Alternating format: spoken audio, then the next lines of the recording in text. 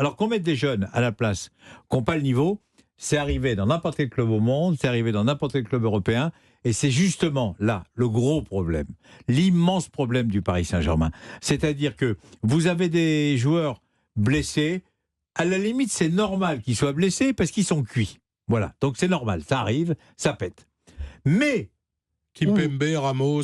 c'est normal, ouais. c'est normal. Ça peut arriver, sauf qu'il n'y a personne pour les remplacer. Et le boulot du dénommé Campos, le boulot du directeur général du nouveau centre de formation, le boulot de Galtier, le boulot du président, le boulot du nouveau directeur général maintenant, eh bien, c'est de monter sérieusement un centre de formation pour assurer, comme on dit, l'intérim le jour où il y a quelqu'un qui se blesse. Ils n'ont pas du tout anticipé, mais pas du tout anticipé que les joueurs que vous venez de nommer, Ramos, Donnarumma, Marquinhos. je l'ai dit à plusieurs, Marquinhos, Donnarumma, je l'ai dit à plusieurs reprises, ils l'ont rendu mauvais.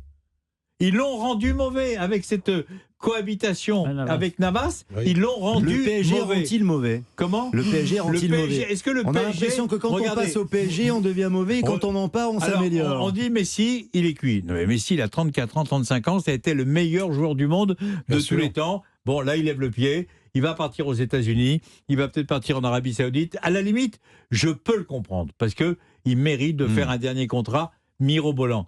Mais les autres, regardez Verratti. Verratti, il vient de re-signer. Il vient de re-signer pour 3 ans.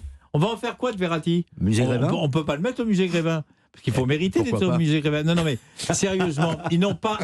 Toutes les grandes équipes qui réussissent actuellement, et j'en termine, ont prévu un banc. Toutes les équipes du monde. Un centre de formation. Ben oui, mais ils ont fait une équipe de stars, Jacques. Vous avez raison. Je vais vous dire même que je suis particulièrement heureux que cette année nous soyons seconds après le grand chelem de l'année précédente.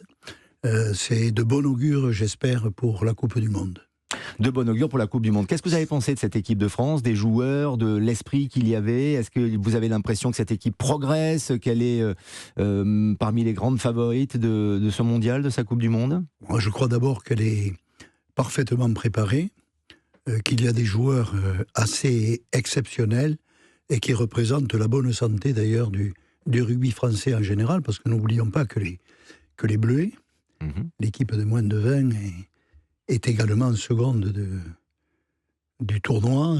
C'est donc vraiment, c'est l'image de la bonne santé du rugby français. Alors moi, j'y crois vraiment. J'ai eu la chance de commenter les 2 huitièmes de finale. Alors certes, Bruges n'était absolument pas au niveau d'un 8e de finale de Ligue des Champions.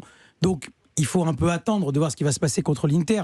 Mais le Benfica pratique un jeu qui est enchanteur. Vous vous régalez de la première à la dernière minute. C'est un jeu qui est pratiqué, qui est prodigué par Roger Schmidt et qui est fantastique. Ça va toujours vers l'avant. Vous avez des joueurs qui allient à la fois la technique, mais toujours au service du collectif. Je pense notamment à Rafa Silva, qui, à mon avis, va être parmi les joueurs qui vont être très sollicités en fin de saison. Ça peut être d'ailleurs l'écueil du Benfica, si jamais il passe l'écart, quand on va s'approcher de la fin de saison, les premières sollicitations, est-ce que ça va pas faire tourner les têtes de ces joueurs? Mais pour le reste, sincèrement, je le dis encore, il faut prendre un peu de recul, parce que Bruges, bien évidemment, n'avait pas le niveau.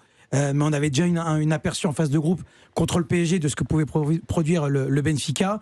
Et je trouve qu'ils ont une génération exceptionnelle, avec des joueurs vraiment qui sont épatants les uns plus que les autres. Ils ont perdu Enzo Fernandez, c'est Chiquinho qui l'a remplacé au milieu de terrain. Sincèrement, c'est pas le même type de joueur, mais on voit pas la différence en termes d'efficacité, de capacité à se projeter.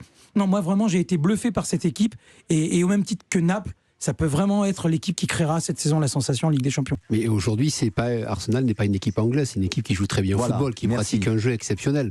On n'est pas forcément habitué. Alors il a fallu du temps. Moi, j'ai souvent été très dur avec Arsenal, mais Arteta, ce qu'il a été capable de faire, il faut le reconnaître. Alors oui, il y a Xhaka, il y a toutes ces baby gunners qui ont poussé pendant plus d'un an et demi, voire 2 ans, qui ont poussé, qui sont en équipe nationale et qui ont su faire la différence. Et je pense qu'Arsenal, alors ça va être dur jusqu'au bout. Ils ont l'avantage.